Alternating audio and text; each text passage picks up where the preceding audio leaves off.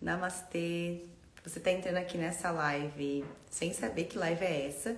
Te convido a participar da nossa live do Clube do Livro, onde nós vamos conversar um pouco, trocar aqui algumas reflexões, se aprofundarmos um pouco mais nos estudos do livro Mulheres que Correm com os Lobos. Se você faz parte do Clube do Livro, você já está aqui sabendo que nós vamos hoje falar sobre o capítulo 4, o Conto de Manauí.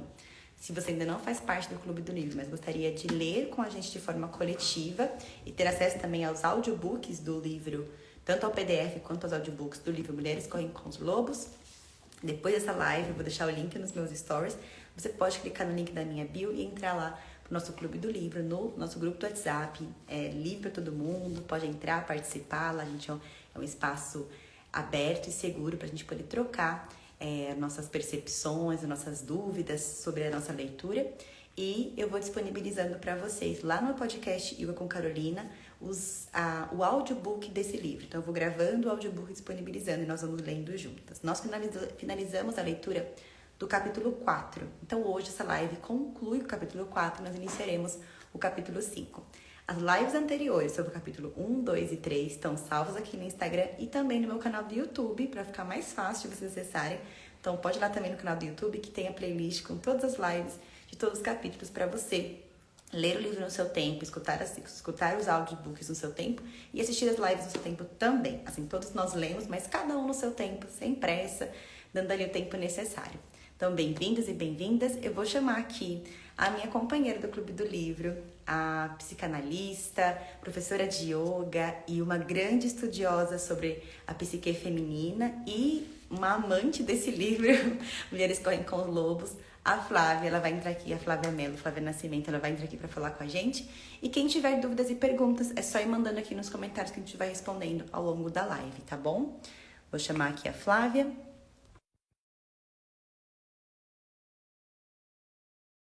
As reflexões e as conversas, algumas dúvidas que já foram trazidas lá no nosso grupo do WhatsApp, a Flavinha vai responder pra gente também.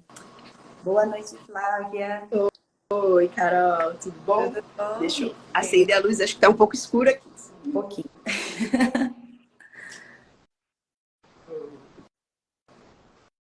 Agora sim. Boa noite. Flávia, obrigada mais uma vez por estar aqui, por colocar aí na sua agenda as nossas lives, Já estamos A gente fez bastante live do capítulo 3, Então, sei lá, já é a 6ª ou a 7ª live que nós estamos aqui falando sobre esse livro tão importante. E o nosso Clube do Livro só aumenta, Cada dia, cada semana vai agregando, mais pessoas vão encontrando. E tá sendo muito bonito esse projeto. Que bom. Eu acho que é um projeto muito, muito profundo e ele trabalha com arquétipos muito presentes no nosso dia a dia que a gente tá esquecendo. E ele acaba não sendo... A gente tá falando de mulheres que correm com lobo, a gente tá falando muito do público feminino, a gente tá falando... Porque o feminino ele tem esse lado que foi, aspas, domesticado por todo esse histórico de patriarcado, de machismo e tudo mais, mas acaba que não são só as mulheres que são vítimas desse engaiolamento. Não são só as mulheres que estão entrando dentro desse mundo pragmático e esquecendo a sua essência.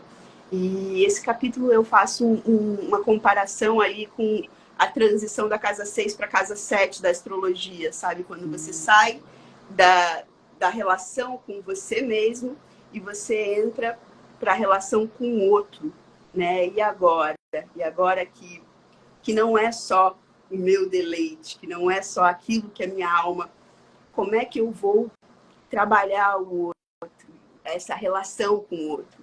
E ele fala muito sobre as relações em geral, está falando sobre um aspecto de relação romântica, de uma forma muito bonita, com muitas nuances que às vezes passam desapercebidas, que a gente vai falar um pouco mais, mas ele fala sobre esse encontro, sobre legal, assim, agora que eu já me conheço melhor, que eu já me entendo melhor, que eu já passei por toda aquela parte difícil, do capítulo 3, da individuação, de você se desligar da sua mãe, de você se emancipar, de você conseguir escutar de fato o que é a sua intuição, conseguir escutar de fato o que a tua essência está aí querendo dizer, como é que eu me relaciono com o outro, o que é essa relação e o que é um casamento,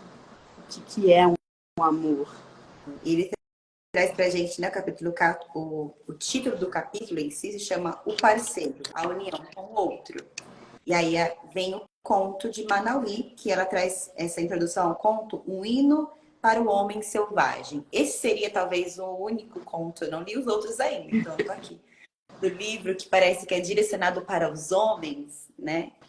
A gente parece que o livro é só para as mulheres, né? Mulheres que correm com os lobos, só mulheres, só vai trabalhar as mulheres. Então, só as mulheres vão ter ali um conteúdo para realmente se autoestudar, né? Fazer esse autoestudo.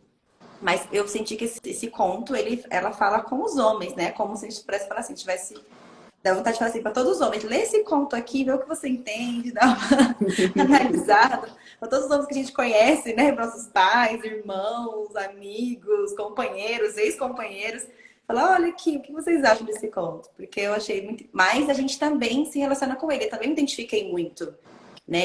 O personagem era masculino, mas eu me identifiquei muito nesse lugar do personagem. Então, qual que é aí o grande enigma da Clarice pra gente? Então, é porque ela vai falar sobre as duas polaridades, né? Assim, se a gente pegar lá o arquétipo junguiano, vai falar sobre o seu lado feminino e sobre um lado masculino de luz e sombra.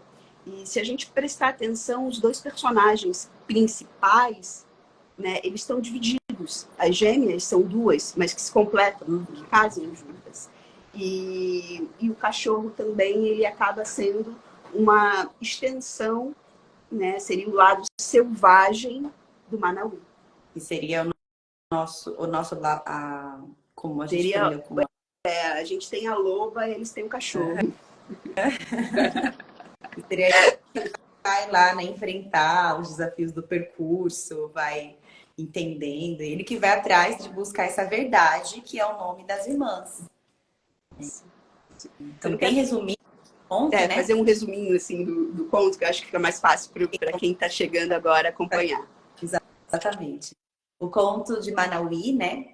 Conta que tem esse rapaz, né? Aliás, tem essa família, que é o pai e as duas filhas gêmeas.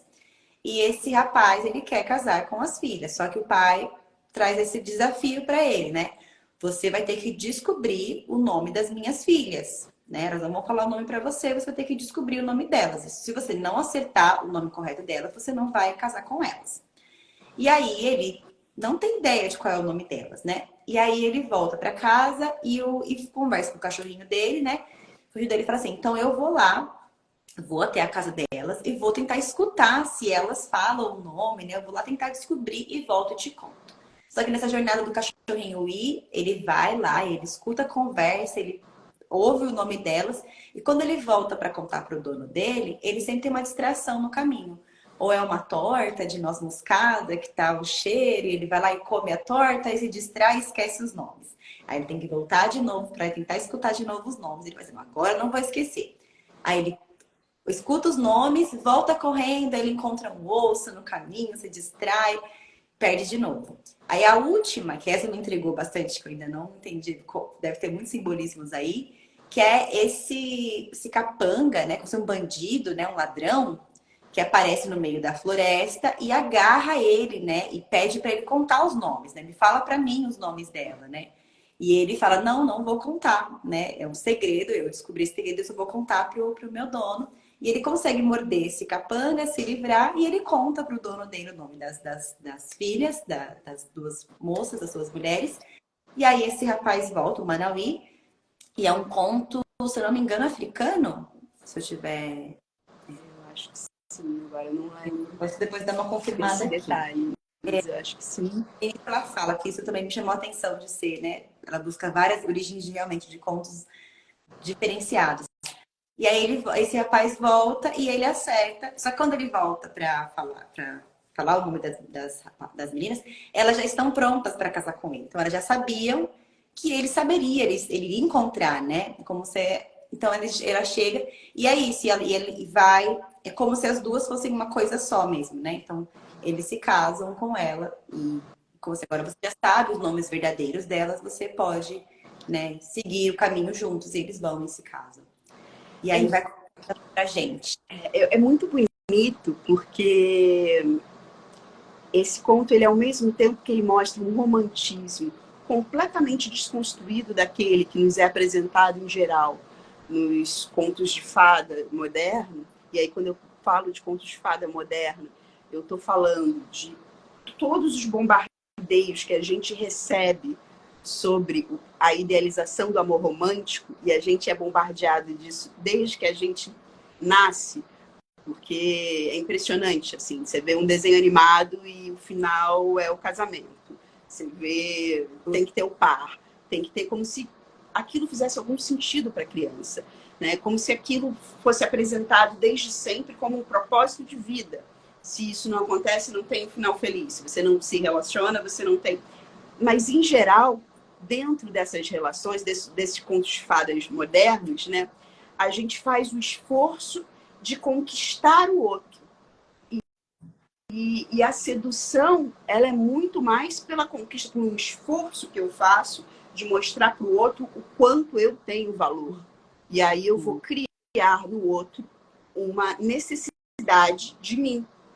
Olha como a coisa do amor acaba sendo, de uma certa forma, distorcida. E aí eu acho que faz um paralelo muito legal para quem ainda não leu. Tem uma autora negra super bacana, que está aí bem badalada ultimamente, que é Bell Hooks, que ela vai falar sobre o amor, sobre a figura do amor. E ela vai fazer uma releitura do Erich Fromm, né, sobre o amor como uma ação, que a ele não cabe essa coisa do conquistar. Eu não vou te seduzir porque eu tenho um topete assim, ou porque eu sei tocar violão, ou porque eu falo dessa ou daquela forma. O conquistar, para Clarice, e ela destaca isso muito bem, é você entender o outro. Então, outro, né? é eu me aproximar da verdade do outro. Então, eu te conquisto e a gente conquista esse encontro do amor a partir do momento, não que eu procuro em você aquilo que eu quero, mas que eu entendo você na sua dualidade, na sua luz, na sua sombra, na sua natureza e nos aspectos que se complementam da sua personalidade e reconheço isso em você. Isso é o primeiro passo. E o bacana é que ela já sabe, não, já sabia que você, tipo, elas já estão prontas esperando por ele. Então, assim, existe o romantismo, mas o romantismo um pouco descaracterizado daquilo que a gente conhece como romantismo, porque ele não está a serviço de uma caça ou de uma conquista que vai obter, que vai pegar a presa, ou que vai, eu fiz os 10 trabalhos hercúleos para conseguir você, olha só, eu tenho o melhor físico, a minha barriga como é sarada. Não, é um amar você como você é. Eu reconheço como você é, eu reconheço quem é você. E isso é o amar de verdade, né? Isso é, e aí você consegue conjugar o verbo transitivo direto, que pressupõe sujeito, que pressupõe objeto, que é amar. Não é um simples substantivo que a gente se apossa. É um verbo. Ele exige esforço. Ele exige olhar. Ele exige reconhecer. Ele exige que o centramento não seja feito exclusivamente em mim.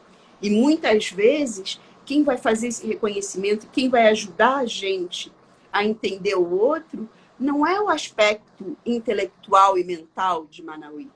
É o seu lado selvagem. É o seu cachorro. É o seu lado instintivo. Isso. Ele é que vai lá e vai conseguir, através do cheiro, escutar elas falando, né? E aí tem um outro ponto super bacana também, que esse conto ele nos alerta, sobre a gente entregar as nossas vulnerabilidades, e o nosso nome, e quem a gente é, e as nossas características, e como elas são íntimas. e como elas não devem ser entregues e faladas para qualquer um. Como a gente não deve se expor demais.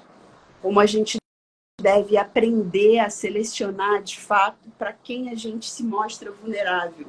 Porque isso dá um poder ao outro quanto você, sobre você. E é muito interessante porque elas são duas irmãs gêmeas e tem uma hora que o cachorro encontra a diferença entre elas, né? Fala, como nós somos muitas mulheres em uma só, né? Então elas têm, são duas mulheres diferentes, têm diferenças, mas elas são uma só. E ele perceber, uma é mais assim, outra é mais assim, uma tem uma, né? Eles percebem, não são diferenças físicas, se eu não me engano. São de jeito, né? Uma é mais tranquila, uma é mais bonita, mas no sentido de mais de que elas são iguais. Então ele consegue ver uma diferença entre elas. E essa diferença é vista por esse homem selvagem, por essa intuição masculina. E é interessante que, tipo, se elas já queriam casar com o Manauí, por que elas não falaram o nome, né? Não, elas esperam ele descobrir. E com a confiança de que ele vai descobrir. E vai levar o tempo dele. Porque é como você falou, se eu me exponho demais, se eu mostro a minha verdade para o outro, essa construção do outro me conhecer e esse processo do outro, o interesse do outro, ele de enfrentar as distrações, ele ir lá e se aprofundar em quem eu sou, é a construção do sentimento, do amor, esse elo, né?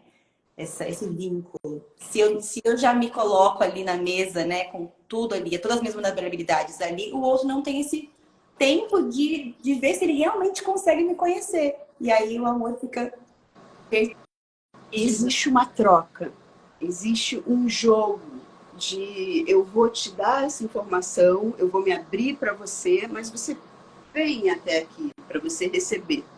Eu não vou chegar e vou me colocar numa bandeja. Olha, a gente acabou de se conhecer, então a partir de sábado que vem eu te beijo às 7 horas e deixar tudo aqui, a mesa. E eu pretendo daqui a 6 meses casar com você. Não. E nem buscar a sedução do outro se oferecendo ou trazendo as suas vulnerabilidades. É esperar o outro manifestar um interesse, vir até você, e aí você começar um diálogo diferenciado. Tudo bem, já que você veio até aqui, já que você quer me conhecer de fato, que você está atento, que você está abrindo a sua intuição, que você está abrindo os seus sentidos, que você está se abrindo para a minha verdade, então tudo bem. Então agora me relaciono com você e reconheço. E é legal, assim, porque tem a figura do pai dela, né? É o pai dela que bota a dificuldade, não é ela. E acho que isso faz um paralelo um pouco com as dificuldades que a gente encontra de uma forma geral na vida. Né? Nunca acontece de você ter aquela pessoa. Eu costumava brincar um tempo atrás que você tinha que ter licença-paixão. Você não tem licença médica? Então, você tem licença-paixão. Para as grandes paixões, você precisava de uma semana em casa para degustar e vivenciar só aquela paixão. Matando a sede na saliva. Não existe. Não vai acontecer. Existe sempre alguma coisa que está te impedindo, que está te dando uma certa dificuldade em obter esse gozo, né, do prazer, esse gozo dos sentidos, essa materialização do desejo. Mas essa dificuldade, ela tem um porquê. Essa dificuldade que, em geral, incomoda, que vai dar tempo de que o desejo e de que o amor floresça, de que ele cresça, de que ele se consolide, de que ele se firme. E esse amor é uma ação. Esse amor é o eu reconheço você como você é. Não é, queria que a sua bunda fosse mais em pé, ou fosse... Ele não é sobre isso. Ele é sobre olhar a sua essência e reconhecer a sua essência. E é isso que você disse, né? É nesse processo de conhecer o outro que eu vou percebendo a minha capacidade de amar o outro como ele é. E se eu vou descobrindo o nome do outro, né? Vou descobrindo as características do outro. E eu não sinto que eu não consigo gostar disso, eu não consigo ver isso como algo com que eu consigo me relacionar. É aí que a gente. Então, esse processo, ele é da gente para o outro também. Pode existir pessoas que falam, ah, me apaixonei à primeira vista. Pode existir. A gente pode ter essa ilusão da atração, né? Da primeira vista, do desejo à primeira vista. Mas o amor mesmo, esse sentimento que é um vínculo, ele é construído, ele não acontece de repente. Acho que você colocou muito bem a gente destrinchar um pouquinho do que é paixão e do que é o amor. Paixão é compulsão. Não estou dizendo que é bom, que é ruim. Paixão é compulsão. Paixão é um desejo latente que te coloca. E muitas vezes ela vem antes do amor, mas às vezes não. Isso não necessariamente é uma figura, não existe regra. Não existe regra para o nosso relacionamento, não existe regra para o nosso sentimento, não existe regra para como a gente vai construir as nossas relações. E o apaixonamento, ele fala muito mais sobre esse processo do cachorro de estar indo para o seu objetivo final, né? Para consolidar o que é o amar. E aí aparece o apaixonamento do cheiro da noz. Não tem nada que eu goste mais que uma noz moscada. E aí ele se depara com aquela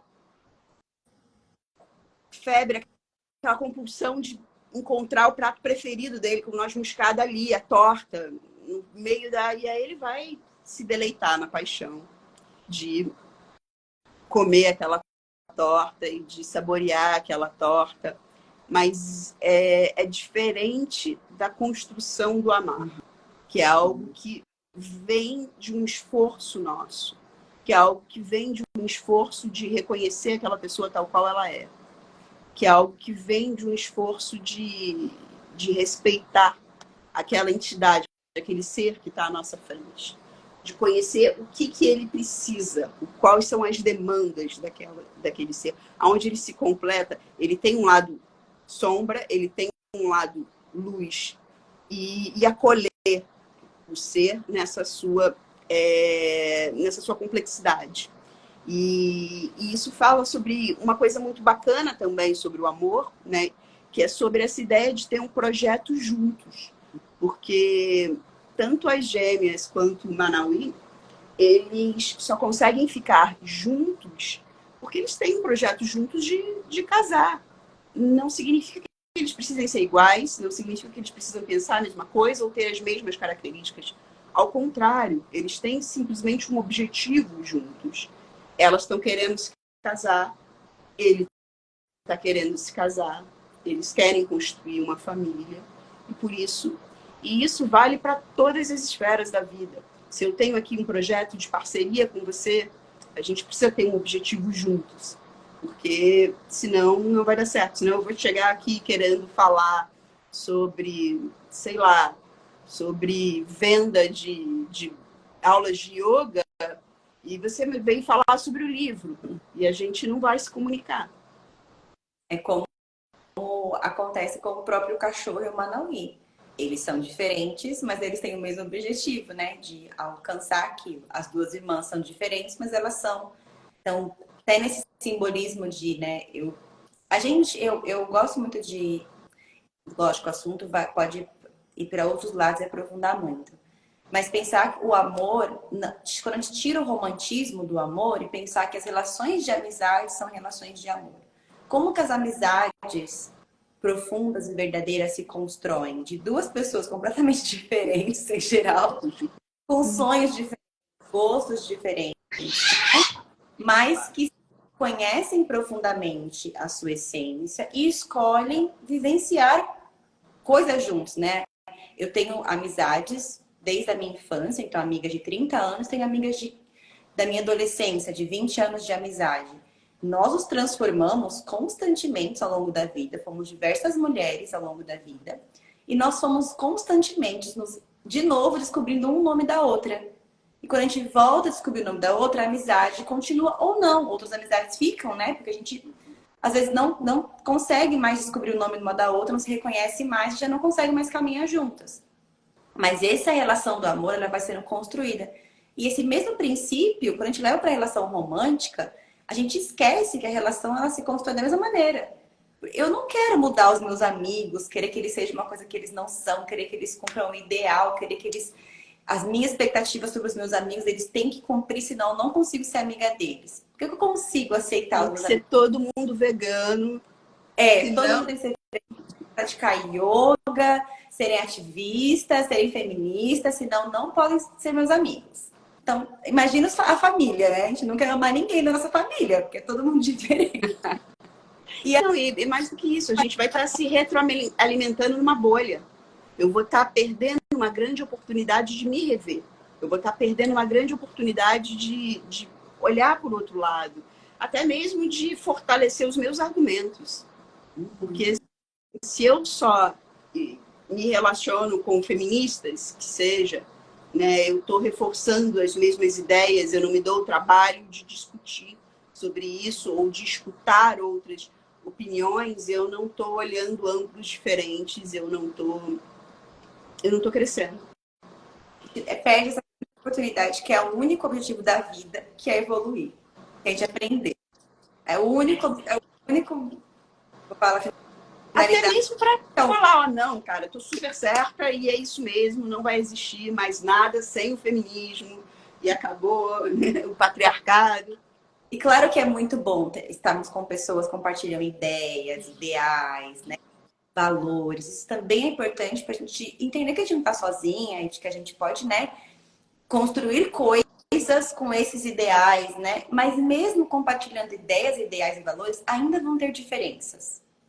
E é aí que é se construir junto, né? Nunca vão ser duas pessoas iguais. E mesmo se fossem, não seriam. Também não seria bom. Mas é a gente reconhecer que o outro é e escolher estar, né?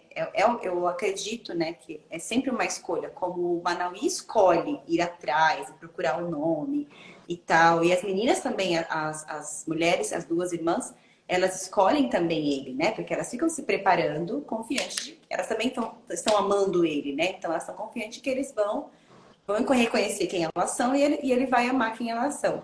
Mas é esse. E quanto que o romantismo, essa ideia do romantismo que vem, né, dos filmes, dos desenhos, das histórias, da próprios textos religiosos e tudo mais, esse romantismo disturba o real sentido das relações, quando a gente fala, né, a união com o outro. A gente acha que vai unir e vai ser a mesma coisa, as duas metades da laranja, como se fosse uma fruta só. Não, talvez eu sou um caqui e você é um abacaxi, somos metades diferentes. Mas Espetar. cada um na sua individualidade construir algo Mas juntos. olha só, assim, vou até voltar daqui a pouquinho sobre o que você falou sobre amizade, que eu acho interessante, um ponto legal para destacar. Mas tem uma coisa muito legal que você está trazendo e também um livro que traz isso para reflexão, que é sobre a dinâmica dos relacionamentos. Quando eu estou num relacionamento onde eu me trabalho para seduzir o outro, ou seja, eu construo uma persona e é essa persona que eu vou vender para o outro como, ideal. Como algo que o outro queira, ou que o outro precise, né? Seja uma persona que vai querer conquistar através da beleza, seja uma persona que vai querer conquistar através do dinheiro, seja uma persona que vai conquistar através da inteligência. Capitalismo, né? Eu não tenho como sustentar a admiração. Eu não tenho como sustentar essa relação. Porque até nas amizades, as amizades que seguem vida, eu tenho grandes amigos aí de vida que vêm de infância, muito queridos, inclusive tenho aqui também o Vitor. Até nas amizades, elas só se mantêm quando a gente conhece de fato a essência daquela pessoa. E a gente aprende a admirar a essência daquela pessoa. Não interessa se é uma pessoa que vai chegar sempre atrasado, se é uma pessoa que vai falar besteira nos momentos indesejáveis, você já até espera, assim, olha lá, vem, tá. Mas você conhece a natureza daquela pessoa e você admira a natureza daquela pessoa e você aprecia aquela pessoa tal qual ela é. Essa é a relação que tende a se perpetuar. Como é? É a essência. Porque aí eu estou lidando com a essência. Aí eu estou lidando com a natureza verdadeira do outro. Eu não estou lidando com a imagem. Eu não estou lidando com algo que ele fez para tentar me seduzir ou para criar na minha cabeça uma dependência de alguma coisa ou para, de alguma forma, que não dá para sustentar, né? A gente tem que pensar, nossa, você vai se relacionar com alguém pelo corpo, pelo físico, a idade chega para todo mundo. E eu vejo também, não sei se isso é uma característica das mulheres em geral, pela sociedade que a gente vive, mas de que muitas de nós, e eu me coloco nesse lugar, já passei por isso e vejo outras mulheres passando, de construir um ideal do outro e querer se convencer de que o outro é aquilo que você construiu. Né? A gente, né, assim, o outro nem me enganou, ele nunca agiu diferente, só que eu só percebi agora, sabe? Porque durante um tempo você quis acreditar no príncipe encantado, então você construiu a imagem do príncipe encantado e você quer acreditar que é o príncipe encantado. Então você não vai, você cria um ideal e compra o que você mesmo vendeu para você, sabe? Até a hora que você desperta e fala, nossa, tava na minha cara o tempo inteiro. O tempo inteiro ele foi escroto. Só que eu sempre quis acreditar que ele era um gentleman. E eu nunca vi a escrotice dele. Agora eu vi que ele sempre foi um escroto. Ele sempre foi abusivo, ele sempre foi daquele jeito. Ou então não, então sempre foi uma fraude, sempre foi uma coisa que não era aquilo ali, que não era legal. O que eu realmente quero para mim, com o que eu realmente quero me relacionar de verdade, né? Com que aspecto, o que me falta, né? Como é que eu vou exercitar a atividade que é o amor, verbo transitivo direto. Eu preciso amar a alguma coisa, a alguém. Então é uma ação que pressupõe um objeto, e esse objeto ele tem a sua natureza, e é uma ação que eu tomo em direção a esse objeto. Não é algo que simplesmente cai aqui e acontece. E aí eu vou fazer até uma citação do poeta contemporâneo, Cazuza. Ele tem um blues, que é o chamado blues da piedade, que ele fala, vamos pedir piedade, Senhor, piedade, para essa gente careta e covarde, que vive esperando alguém que caiba nos seus sonhos, como varizes que vão aumentando, como insetos em volta da lâmpada. Vamos pedir piedade, Senhor, piedade, para essa gente careta e covarde. Porque é isso, né? É aquela coisa do cara que parece ser o atributo que todo mundo quer, e aí fica todo mundo atrás, porque o cara é bonitão, porque o cara é. Porque ele tá, sabe? ideal, que às vezes nem é tem determinada pose, porque o cara toca guitarra, porque o cara tem alguma. Ou a mulher, pode é a gostosa, é a que chama atenção, é a. E aí você fica atrás disso. Você está procurando alguém que caiba nos seus sonhos. Você não está amando. E eu recentemente comecei a perceber que muitos dos nossos sonhos, dos nossos ideais, não foram construídos por nós. A gente absorveu de fora para dentro. Eu fui rever, eu estava meio nostálgica essa semana, eu fui rever um filme que eu assisti quando eu tinha 11 anos. É um filme em sessão da tarde, sabe? Que chamava Amigas para Sempre. Talvez alguém vai conhecer, chama Crosswords. É um filme, eu acho que é o único filme que a Britney Spears era a protagonista. Foi em 2001, então eu tinha 11 anos. E eu lembro que eu assisti aquele filme várias vezes. Eu aluguei com as minhas amigas, a gente assistiu várias vezes. E eu não lembrava do filme. Nossa, eu assisti várias vezes, eu não lembro do filme. Vou reassistir. E aí, várias coisas que eu achava que, eu sempre quis isso. O meu sonho é. Eu fui ver que veio do filme. Tem isso, cara. Nossa, são coisas que eu desejei, que estavam em mim, que eram os meus sonhos, as minhas vontades. Não, eu estava reproduzindo o que eu vi no filme e acreditei como um ideal. Aquela história ali era muito ideal, eu quero viver aquela história para mim. E só agora que eu vou me dar conta, nossa, como que a gente tem que voltar e saber de onde que vem esse desejo? Por que eu quero isso? Por que eu quero um homem assim, assim, assim? Eu quero um parceiro, uma parceira com essa característica, desse jeito, daquele jeito. Tem muita coisa que a gente só não está disposto a aceitar o outro como ele é, porque a gente está preso a um ideal que nem é nosso. alguém trouxe pra gente. Bem isso.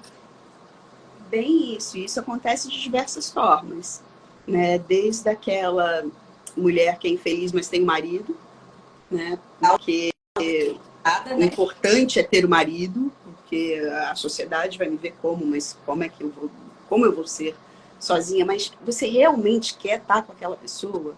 Né? A mesma coisa acontece com o marido, que vai para tudo quanto é festa para falar mal da esposa, que fica... Não quer estar casado. E quer estar casado com aquela pessoa? De verdade, é isso. Por que você está fazendo isso com você? E por que você está fazendo isso com o outro? Porque você está ocupando um espaço, você está ocupando um lugar na vida do outro, você está ocupando um lugar na tua vida, de algo que não necessariamente você quer. É muito comum pessoas, quando se descobrem, quando percebem que a sua sexualidade pode também ser permeada pelo desejo por pessoas do mesmo sexo, que elas questionem, mas, meu Deus, eu não vou casar, eu não vou caber naquela família.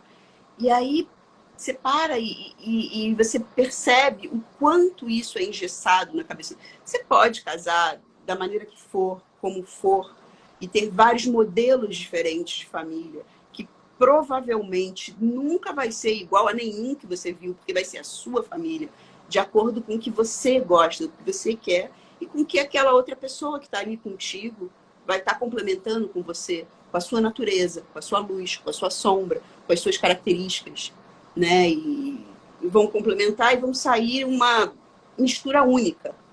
Não existe relacionamento que possa ser replicado, porque não existe pessoas iguais. Nem a gente é igual em um relacionamento depois do outro, né? Agora eu já não sou a mesma pessoa que chegou aqui para começar essa live. Que bom. Exatamente. E é muito legal isso de a gente se questionar, né? O que é família? O que é relacionamento? O que é casamento pra mim? De verdade, assim, olhar pra você e fazer essa conversa com você antes de você buscar aquilo como ideal. De felicidade, de cumprir expectativa de algo, só para ser aceito, para não ter que lidar com o fato de ser diferente, de ser minoria, porque é um grande desafio, né? Deixar de fazer parte do todo. Então, o que é família para mim? O que é amor para mim? O que é estar apaixonada? Como que se eu não consigo definir o que é isso, como que eu identifico se eu estou vivendo isso? Se eu não consigo definir para mim o que é família, como que eu sei, como que eu identifico se eu tenho uma família ou não? E esses questionamentos ajudam livram a gente de tanto tempo de sofrimento. Essas pausas para as conversas honestas livram a gente de anos aí de experiências traumáticas e sofridas. E com a gente mesmo, né?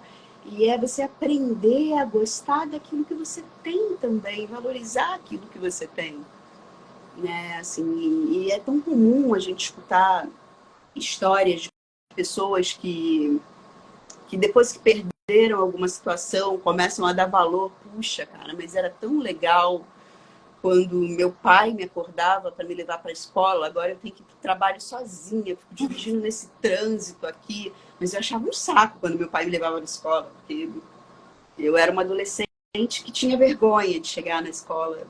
No meu caso, então, meu pai às vezes... Meu pai trabalhava na polícia, então às vezes, imagina. Dava um impacto. Tava aquilo ali. E aí pô, mas que gostoso que é ter esse carinho de poder ter alguém que se preocupa comigo, que se preocupa com o meu horário, né? Lógico, não vou ficar dependente disso, sou adulta, mas você ter esse zelo de vez em quando, de você poder você valorizar de fato o que você tem, a vida que você tem, a pessoa que está ali, como ela é, o que ela tem para te oferecer na forma dela de amar, e não ficar esperando que ela responda exatamente da forma como você imagina que deveria vir esse amor. E você aprender a dialogar com essa pessoa, porque você conhece a natureza dela, ela conhece a sua natureza. Então, uma vez que ela conhece a sua natureza, ela conhece a sua vulnerabilidade, eu não vou pedir para você, Carol, me acompanhar numa churrascaria. Porque não é a sua natureza. Eu não estaria te amando. E nem estaria me amando. Se você querer que eu faça algo que não me traz felicidade, porque a sua felicidade depende disso, você não me ama de verdade, né? Exatamente. Então, como que eu posso estar feliz sabendo que o outro não está feliz? Tipo, não. Eu tenho que dar, lógico, existe o ceder, né? Mas Assim, e existe aquela linha do que é até onde eu posso ceder, até onde é negociável. E existe aquela linha ali bem forte do que não é negociável, do que não é posso ceder. Se eu não gosto de ir para o shopping, poxa, você ficar me arrastando e me chamando e fazendo chantagem comigo toda hora para ir para o shopping com você, o que você quer? Desgastar a nossa relação? Você realmente precisa que eu esteja lá do seu lado, mal-humorada? Que é isso, né? E de novo, a gente vai para esse ideal de que, não, porque o meu ideal, você tem que estar comigo em tudo que eu gosto de fazer, você tem que fazer comigo. Se você não gostar do que eu gosto, já não, né? Já foge, eu não consigo lidar. E aí eu prefiro te obrigar a fazer algo, sabe? Que te faz mal, você não está feliz, mas eu me satisfaço com isso. Tem uma coisa muito legal que vem até de... Eu vi isso organizado numa estrutura, estudando sobre consentimento somático. E você cria uma série, o consentimento somático, ele cria uma série de perguntas sobre o que você quer, para quem você quer, como você quer, para que você entenda aonde está teu desejo, em que sentido ele está teu desejo, o que você espera do outro, e aprenda a comunicar isso. E é muito importante que a gente entenda o que a gente quer para a gente e o que a gente quer para o outro, né? Eu quero, Carol, que você fale mais alto nesse vídeo. Eu quero porque eu preciso te escutar. Não é necessariamente porque eu acho que vai ficar melhor em você, ou porque agora tem coisas que eu vou querer para você e que eu vou querer que você faça e tudo bem, desde que isso seja falado, desde que isso seja explicitado, desde que isso seja negociado. O consentimento somático é uma ferramenta muito legal. Quem não conhece, assim, super recomendo que venha conhecer. Tá chegando aí no Brasil várias rodas, algumas rodas também de consentimento, laboratório de consentimento, onde a gente pode experimentar, né, perguntar e vivenciar o nosso desejo através do consentimento com o outro, através do exercício de explicitar ele, que é uma coisa que a gente faz muito pouco nas nossas relações. Muito pouco. Normalmente a gente reproduz aquilo que a gente acha que o outro vai querer. Mas se a gente não pergunta, pode estar os dois fazendo o que não quer. Exato. Aquela coisa, ninguém quer, né? Estão fazendo porque achando que o outro quer. Isso. Eu lembro que eu tive um relacionamento que durou 10 anos, a gente, enfim, era um grande casamento. E eu lembro que em determinado momento a gente se viu entrando em igrejas para perguntar sobre casamento. E aí a gente virou assim um pro outro e tipo, mas para mim não faz o menor sentido casar em igreja, eu acho que eu também não. Então por que a gente está fazendo aqui? Né? Não, porque eu achei que você quisesse, não, eu achei que fosse importante para você. Você deu a ideia e eu vim. Então tá ótimo. Né? Então vamos deixar isso para lá e que a gente não precisa disso. A relação está baseada em outras coisas.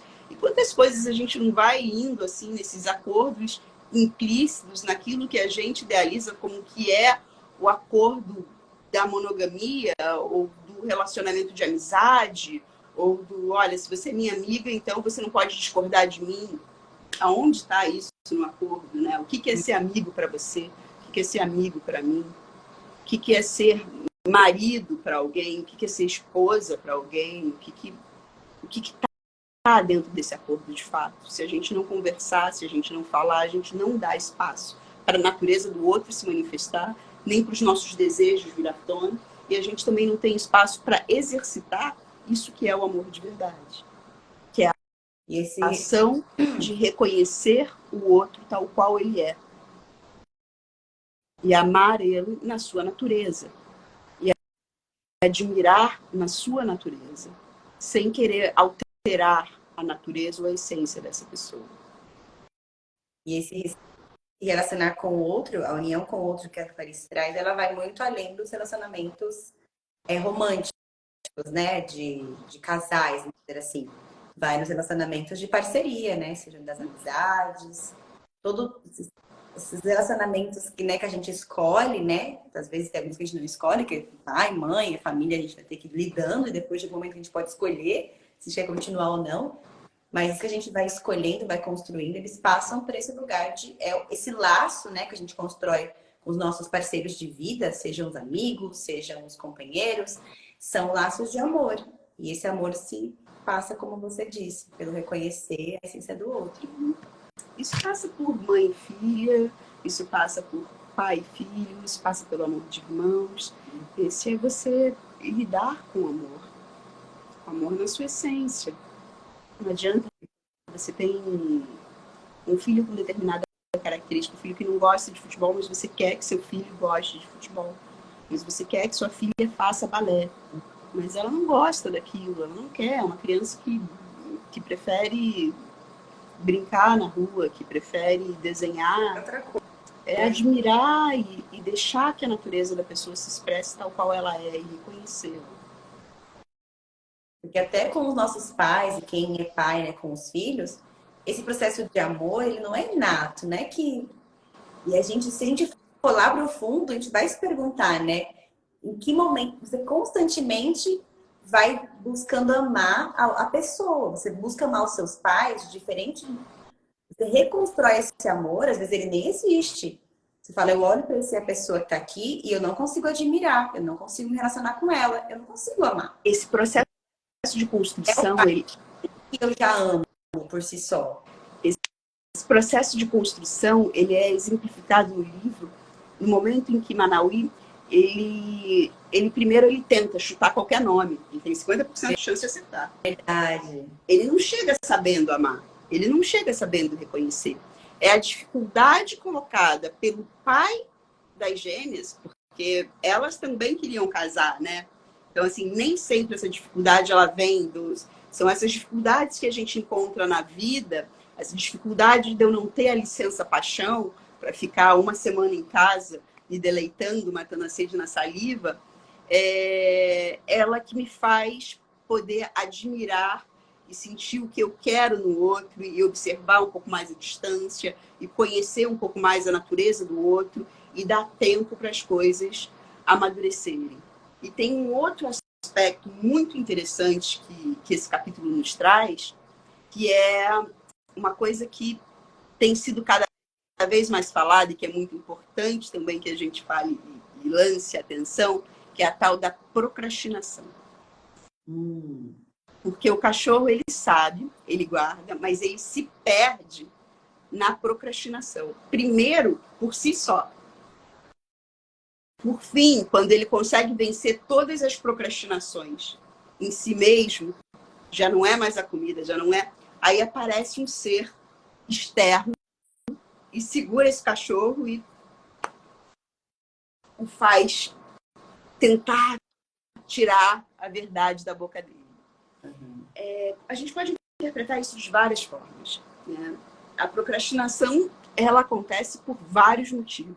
Pode ser por preguiça mesmo, de, olha, não quero fazer isso porque vai me dar um trabalho, porque eu sei que eu vou ter que ir lá. E é muito mais gostoso ficar aqui sentado no meu sofá, né, relaxar com as minhas gatinhas e tudo mais. Ela pode acontecer pela insegurança. Eu tenho medo de tentar e não ser perfeita. Então, já que eu não sei se eu vou conseguir ser perfeita, tão boa quanto eu gostaria, eu vou esperar um pouquinho para ver se eu me fortaleço para fazer isso. E aí você acaba não fazendo, você perde o time. Eu não estou pronta ainda. E aí a gente vai arrastando para lá, colocando essa insegurança de nunca se sentir pronta o suficiente ou boa o suficiente para fazer algo. Pode acontecer essa insegurança. Pode acontecer essa insegurança também de forma mascarada. Pode acontecer da pessoa ela ser viciada em adrenalina. Tem gente que só funciona em cima da hora. Brasileiro, então, é ótimo para isso. Né? Só depois que acabou o prazo que ele começa a se movimentar. E caramba, a inscrição era até ontem, então deixa eu escrever isso aqui hoje. E caramba, meu TCC era para entregar semana passada, então tem que acabar essa semana. Quantas vezes a gente não escutou histórias e histórias assim, a gente não sabe, a gente mesmo já fez coisas desse tipo, né? Naquele momento que você tem o trabalho mais bacana para escrever, mais importante, é que te dá aquela vontade irresistível de arrumar o armário e de varrer a casa. A faxina nunca pareceu algo tão tentador quando você tem qualquer outra coisa para fazer. Verdade. Até o livro que está perdido há 20 anos na sua estante, porque quando você estava na faculdade, pegou e achou um saco, você descobre como a mais linda pérola capaz de tirar completamente a sua atenção. É a nossa autossabotagem. São os nossos processos de desviar dos nossos objetivos, desviar das nossas rotas. Né? E legal, assim, cada um tem seu funcionamento, cada um vai funcionar de uma maneira. O importante é a gente ter clareza de como a gente funciona. E também permitir de descobrirem outras. Porque, eu faço sempre de última hora e eu nunca vou tentar não fazer de última hora. Às vezes eu descubro uma nova eu que se dá muito bem, não sendo pressionada, fazendo com calma, né? Mas eu me acostumei a fazer de última hora que eu coloquei esse gatilho que eu só. Essa pré-correção que eu só funciono sob pressão. Mas eu posso. Para a gente entender melhor isso, a gente tem que entender qual o ganho secundário que a gente tem em fazer da maneira como a gente sempre faz. Então, por exemplo, é muito comum a pessoa que está insegura, ela deixar para fazer de última hora e ela só fazer de última hora, porque aí ela tem a desculpa de não fazer tão perfeito quanto ela poderia por ter feito de última hora. Ela se convence, né? Ai, mas é porque eu fiz de última hora, não tinha muito tempo, por isso assim. E aí eu nem tive o trabalho, nem pude gastar tanta energia em ser tão bom quanto eu acho que eu poderia ser. Aí eu não me cobro tanto e logo não me decepciono. Exatamente. Com o tempo, com calma, eu vou exigir de mim um grau melhor de execução e aí vai ter uma cobrança maior, né? Ter mais crítica comigo mesma, por dizer assim. E, assim, se funciona para a pessoa, até ok. A questão é ela ter clareza de como funciona. Então, por exemplo, quem às vezes tá acostumado a fazer as coisas na descarga da adrenalina. Aquele que deixa sempre para o último minuto, porque eu só faço na descarga da adrenalina. Normalmente, quando a gente está na descarga da adrenalina, a mente funciona como um brainstorm, assim, muito rapidamente. Você começa a fazer sinapses que você não faria com tanta clareza e todas ao mesmo tempo, e você acaba construindo algo num tempo muito mais curto. Talvez não com tanta riqueza, não com tanta complexidade, mas você abre e joga aquilo ali num tempo muito mais curto. E isso também é um ganho.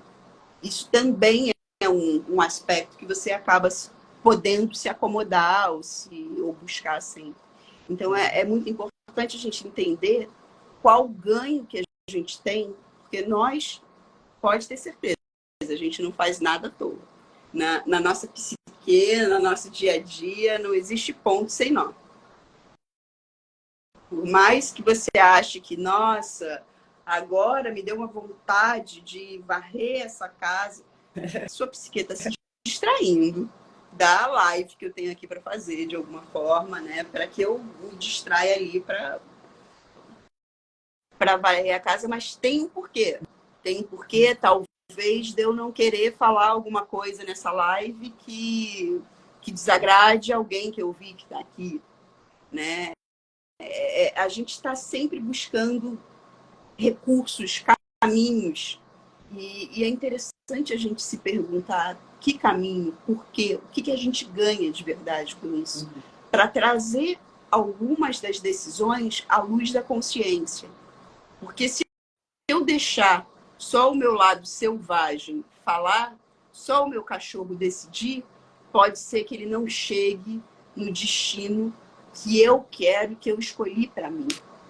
Então, a gente primeiro, no capítulo 3, aprendeu a escutar o nosso instinto, a escutar a mulher selvagem, e aqui, no capítulo 4, ele está vindo com uma mensagem de que escute sim, não estou dizendo que não é para escutar, mas cuidado para você não se distrair, não se perder. Não coloque tudo, né, toda a responsabilidade nesse instinto, nessa... Converse com ele, interaja com ele, né? Trabalhe junto. Não deixe o seu instinto trabalhar por você. Ah, eu vou sentir aqui. A hora que eu sentir que eu tenho que levantar e trabalhar, eu vou levantar. É isso aí. Nem tudo vai acontecer quando a Annalisa estiver dormindo. Nem tudo. Algumas coisas elas necessitam da atenção, do empenho e da firmeza do propósito. Então, vamos lembrar qual é o nosso propósito, aonde a gente quer chegar de verdade e buscar canalizar a energia, buscar canalizar as nossas ações, buscar direcionar até os nossos instintos para que a gente consiga chegar onde a gente quer. Muito bom.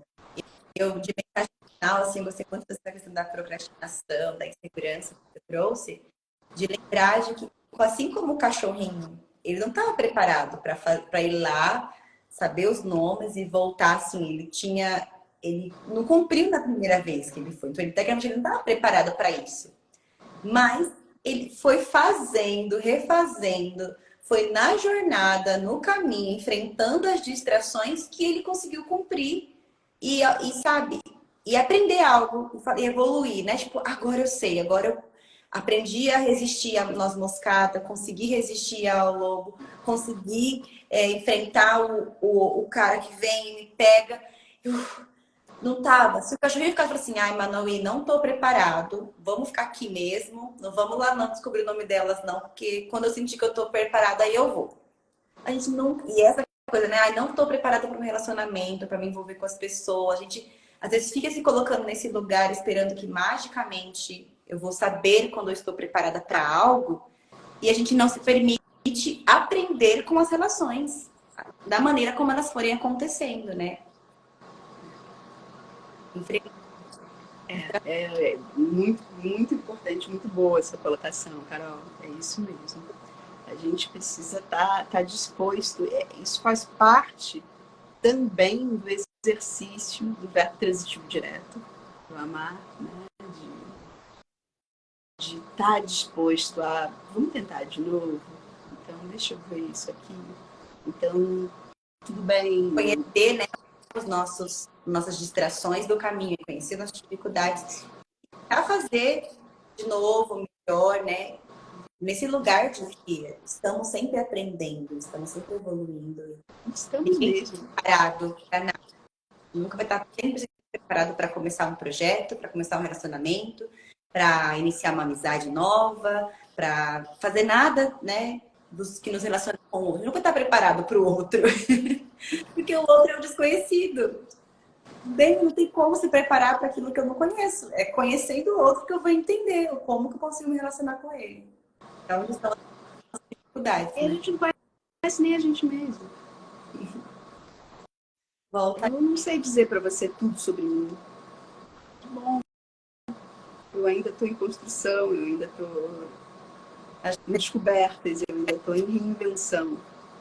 Quando souber tudo, a vida faz mais sentido, já pode... Exato, e perde a graça, né? Vai ficar aquela coisa de... E é bom a gente poder entender e testemunhar a construção do outro. Seja dentro de uma amizade, seja dentro de qualquer relação. É tão bonito quando eu vejo amigos que eu conheci na escola e lembro de, putz, como é que era aquela pessoa na escola e, nossa, olha esse cara aí, agora é diretor de empresa. Então, putz, olha essa pessoa que faz aula de yoga. Gente, olha só a pose que ela faz. Olha só o que ela faz com o corpo dela. Olha só a arte que ela é capaz de fazer. Olha só ela cantando. Olha só como ela ama os filhos dela. Olha só como é uma mãe incrível. Olha só como essa pessoa se formou. Olha Olha só como essa pessoa se lapidou, passou por dores, questões. Cada um de nós tem um universo gigantesco e infinito, que não é feito só de amor e gargalhada para chegar à forma que chegou.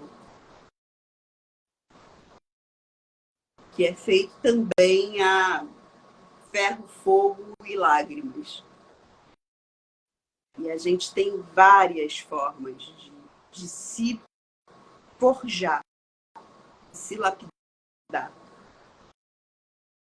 para ser quem a gente é.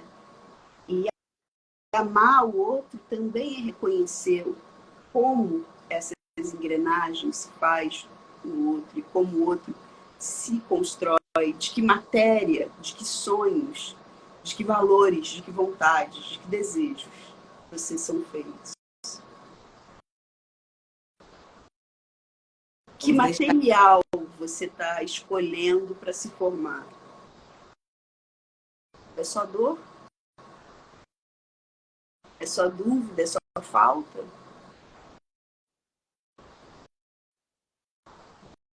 E esses questionamentos, esse leque de questões que a gente foi abrindo, né? Vai vibrando ainda. E para isso a gente tem o nosso grupo. Para que conforme for vindo insights desse bate-papo, insights, você falar, ai, deixa eu escutar de novo o conto agora. Agora que eu tive ali as explicações da Flávia, eu sei que quando a gente faz isso, eu faço isso. Agora que eu tive essa aula com a Flávia, eu vou reescutar, porque eu vou ter uma outra. Meu ouvido tá lá, tá mais atento a perceber coisas que eu não percebi. Deixa eu ler de novo, né? E aí vem outros insights, vem outras coisas, então a gente continua lá no nosso grupo do WhatsApp para compartilhar outros insights, outras experiências. E nós também vamos iniciar o capítulo 5. Vou deixar um spoiler, né? Porque como a gente foi vendo que vai vindo um capítulo complementando o outro, né? O capítulo 5 tem o título A Caçada. Quando o coração é um caçador solitário. E já gravei o conto, né? Então já vou liberar para vocês amanhã o conto para começarem a escutar. E a gente vai seguindo lá com a leitura. E quando finalizarmos o capítulo 5, teremos mais uma live aqui. E fica salvo nos nossos Instagrams, meu e da Flávia, e também lá no meu canal do YouTube, para quem ficar mais fácil acessar, pode acelerar às vezes para, né, quem gosta de ouvir rapidinho. Enfim, tudo bom, Flávia. Mais uma vez, imensa gratidão pelo seu tempo, por compartilhar seu conhecimento, tudo assim, é enriquecedor, tem um valor imensurável, né, pra gente colocar o que vai, tudo assim. Essa oportunidade que nós estamos tendo aqui. Espero que todo mundo esteja aproveitando tanto quanto eu. Namastê, Carol. Até logo. Namastê. Obrigada. Estarei lá no Clube do Livro. Vamos lá. Tchau, tchau.